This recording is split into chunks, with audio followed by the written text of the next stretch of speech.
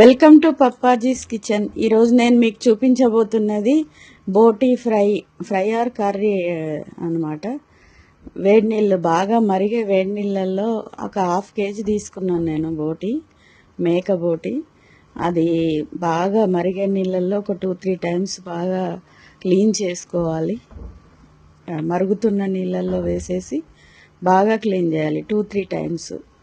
అదంటే మనకు ఇక్కడ వీడియోలో ఒకసారి చూపించడం జరిగింది. నేను 2-3 times నీట్గా క్లీన్ చేసి గిన్నె పెట్టుకుని పొయ్యి మీద 1/2 కిలోకి ఒక 3 tablespoons ఆయిల్ వేసేసుకుని 2 ఉల్లిపాయలు 4 పచ్చిమిర్చి, తాలింపులో సాయి జీలకర్ర ప్రతి నాన్ వెజ్లో తాలింపులో వేస్తాను నేను.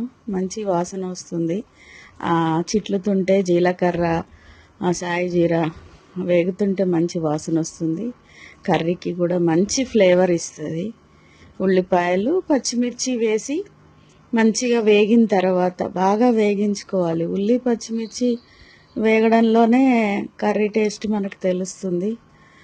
పచ్చిమిర్చి వేసేసి బాగా వేయించుకోవాలి. బోటీ అంటే చాలామంది ఇష్టపడుతుంటారు. అది చేయడమే పెద్ద పని. దాంతో ఒక 1 hour పని ఉంటుంది. అల్లం వెల్లుల్లి 1 tablespoon 1/2 kg బోటీకి వేసేసుకుని అది మంచిగా కలుపుకుని దాంట్లో అల్లం వెల్లుల్లి పచ్చివాసన పోయేంత వరకు కాస్త కలుపుకోవాలి.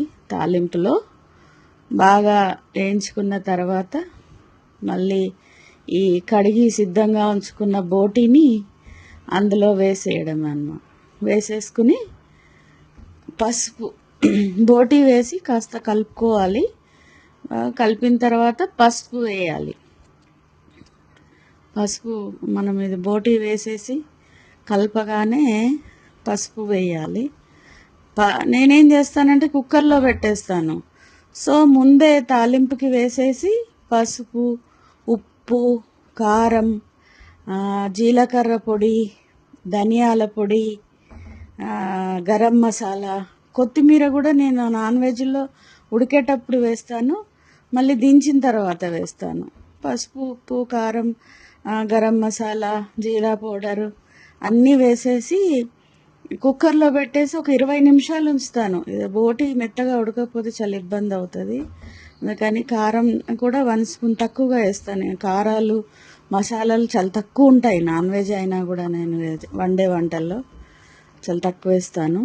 కుక్కర్లో పెట్టేసేసి ఒక 20 నిమిషాలు టైం చూసి విజిల్స్ లెక్క పెట్టను. 20 నిమిషాలు పెడతాను. అప్పుడే కానీ అది ఉడుకుతుంది అన్నమాట. ఇంకా అది మనకి అంటే ఎట్లా ఉంటుంది అనేది బోటీకి ఎట్లాగూ లేటే అవుతుంది. అది మామూలుగా ఉడకదు. గిన్నెలో నీళ్లు పోసి ఎంత ఉడికించినా కూడా ఉడకదు. కుక్కర్లో పెట్టేసేసి మెత్తగా ఉడికించుకొని ఇంకా ఆ తర్వాత మళ్ళీ తీసి కాస్త నేను గిన్నెలో దగ్గరకు వచ్చేలాగా మళ్ళీ దగ్గరికి చేసేసి దాన్ని కొంచెం కొత్తిమీర మళ్ళీ వేసేసుకొని చాలా బాగుంటుంది టేస్ట్. అయితే అందరూ చాలా ఇష్టంగా తింటారు.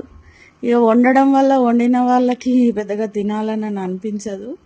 ఎప్పుడైనా వంటలు వండిన వాళ్ళకి కంటే ఇక పక్క వాళ్ళు బాగుందని తింటూ ఉంటారు. వాళ్ళ కోసం తినే వాళ్ళ కోసం మనం చేసి పెట్టాలి కదా. అది ఎంత అందరికీ ఇష్టమైన బోటీ ఇది. ప్రతి ఒక్కరు ఇష్టపడుతూ ఉంటారు.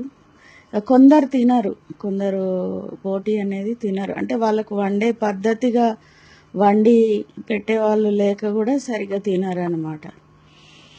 హెడ్ కర్రీ అయినా బోటీ అయినా చాలా దానికి అభిమానులు ఎక్కువ ఉంటారు. చాలా ఇష్టంగా తినే వాళ్ళు ఉంటారు. ఇక కుక్కర్లో మాత్రం 20 నిమిషాలు పెట్టి